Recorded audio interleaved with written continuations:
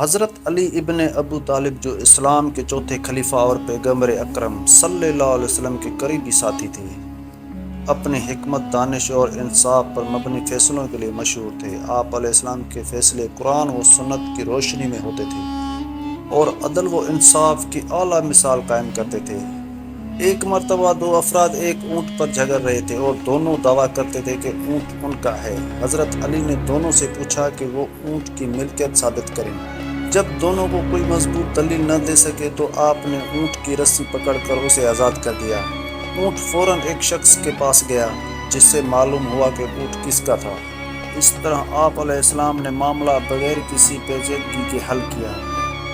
دو عورتیں ایک بچے کے بارے میں جھگڑتی آئیں کہ وہ بچہ ان میں سے کسی کا ہے۔ حضرت علی نے دونوں کو صلح کی دعوت دی، لیکن جب وہ دونوں نہ مانے تو آپ علیہ السلام نے فیصلہ کیا بچے کو آدھا کر کے دونوں کو دیا جائے۔ یہ سن کر حقیقی ماں چیخ اٹھی اور کہا کہ بچوں کو دوسری عورت کو دے دیا جائے، لیکن نقصان نہ پہنچانا چاہیے۔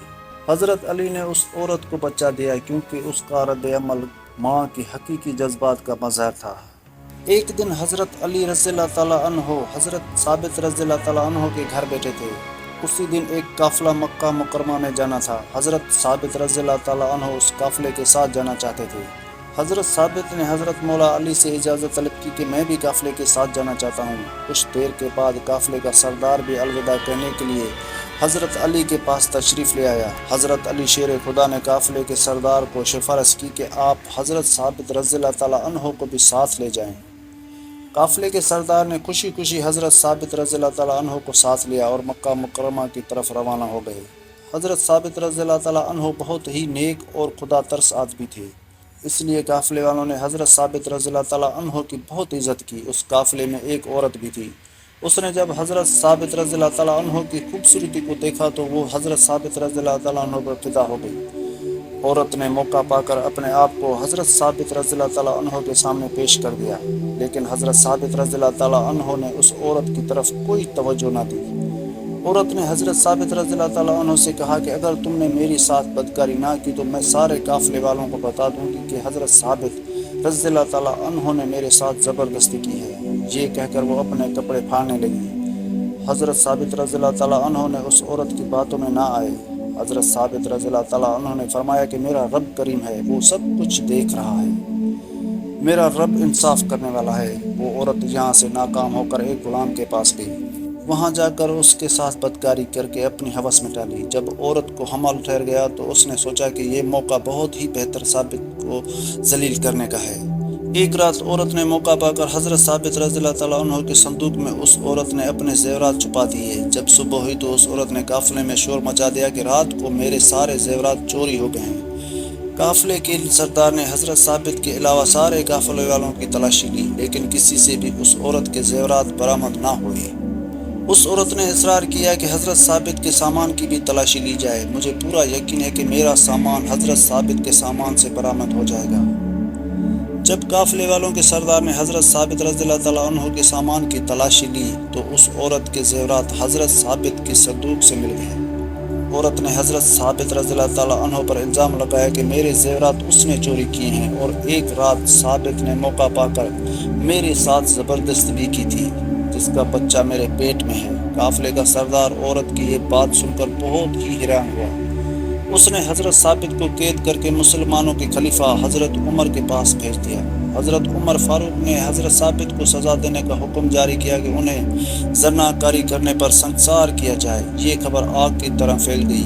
جب اس خبر کے بارے میں حضرت علی رضی اللہ تعالیٰ عنہ کو علم ہوا تو حضرت علی رضی اللہ تعالیٰ عنہ نے اپنے بیٹے حضرت حسن رضی اللہ تعالیٰ عنہ کو حکم دیا کہ آپ رضی اللہ تعالیٰ عنہ فوراً حضرت ثابت رضی اللہ تعالیٰ عنہ کے پاس تشریف لے جائے، جب تک میں نہ آؤں تب تک ان کو سزا نہ ہونے دینا۔ حضرت علی رضی اللہ تعالیٰ عنہ جب تک حضرت ثابت رضی اللہ تعالیٰ عنہ کے پاس پہنچے تو حضرت علی رضی اللہ تعالیٰ عنہ نے حضرت حسن رضی اللہ تعالیٰ عنہ کو حکم دیا کہ اس عورت کو بھی یہاں لے آؤ۔ حضرت علی رضی اللہ تعالیٰ عنہ نے خلیفہ عمر حضرت عمر رضی اللہ تعالیٰ عنہ سے کہا کہ فیصلے پر نظر ثانی کی جائے اور مجھے موقع دیا جائے کہ حضرت ثابت کی وکالت کا۔ حضرت عمر فاروق حضرت علی کی اس بات کو مان لیا۔ حضرت علی رضی اللہ تعالیٰ عنہ نے حضرت حسن رضی اللہ تعالیٰ عنہ کو اس عورت کو لانے کو بھیجا۔ جب حضرت حسن رضی اللہ تعالیٰ عنہ نے عورت کو کہا کہ آپ کو حضرت علی رضی اللہ تعالیٰ عنہ بلا رہے ہیں، عورت نے پوچھا کہ کون مجھے بلا رہا ہے؟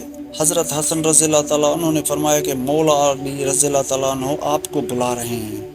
عورت کے ذہن میں یہ سوال آیا کہ اب میرا برا وقت آ گیا ہے۔ جب عورت دربار خلافت میں پیش ہوئی تو حضرت علی رضی اللہ تعالیٰ عنہ نے عورت کو مخاطب ہو کر کہا کہ تم جانتی ہو میں کون ہوں؟ میں علی ابن ابی طالب ہوں، جو کہ جھوٹ کو جھوٹ اور سچ کو سچ کرنے والا ہوں۔ مجھ کو سچ سچ بتاؤ کہ اصل واقعہ کیا ہے، یہ حمل کس کا ہے؟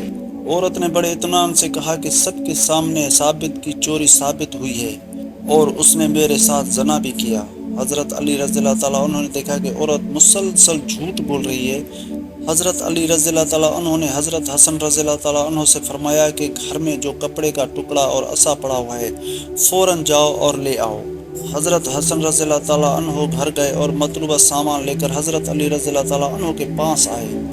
حضرت علی رضی اللہ تعالیٰ عنہ نے عورت سے فرمایا کہ سیدھی لیٹ جاؤ۔ جب وہ عورت سیدھی لیٹ گئی تو حضرت علی رضی اللہ تعالیٰ عنہ نے وہ کپڑا اور عصا اس کے پیٹ پر رکھ دیا۔ حضرت علی رضی اللہ تعالیٰ عنہ نے کپڑے کے ٹکڑے سے فرمایا، اے پیٹ کے بچے، اب تو ہی سچ بتا۔ خدا کے حکم سے ماں کے پیٹ سے بچہ بول پڑا کہ اللہ تعالیٰ ایک ہے۔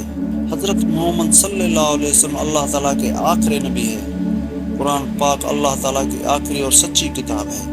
حضرت علی رضی اللہ تعالیٰ عنہ نے پوچھا کہ تم کس کے نفے سے پیدا ہوئے ہو اور چوری کس نے کی تھی؟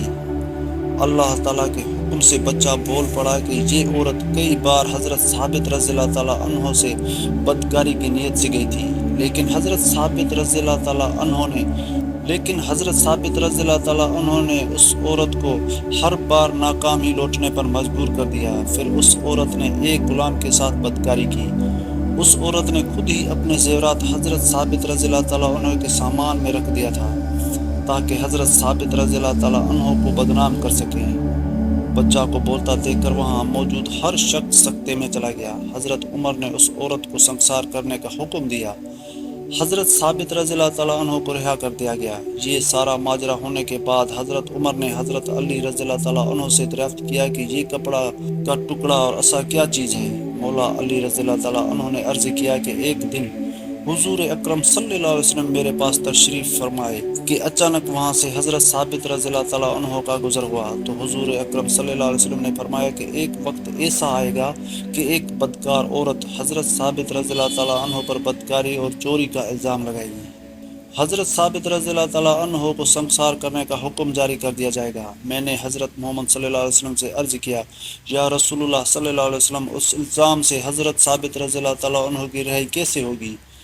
رسول اللہ صلی اللہ علیہ وسلم نے مجھے کہا کہ یہ ایک کپڑے کا ٹکڑا اور عصا لے لو۔ جب یہ واقعہ پیش آئے تو یہ کپڑے کا ٹکڑا اور عصا اس عورت کے پیٹ پر باندھ دینا۔ اللہ تعالیٰ کے حکم سے پیٹ کے اندر جو بچہ ہوگا وہ حضرت ثابت علیہ السلام کی سچائی کی گواہی دے گا۔